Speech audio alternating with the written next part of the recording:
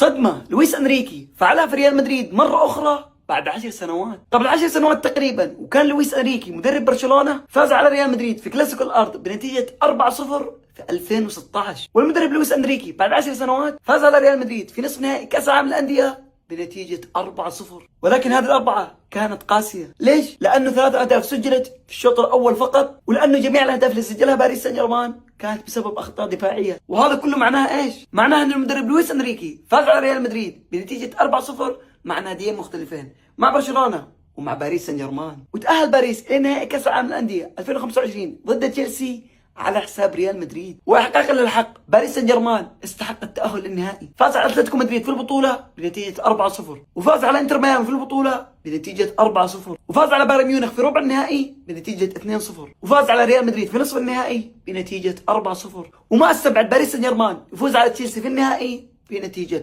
4-0.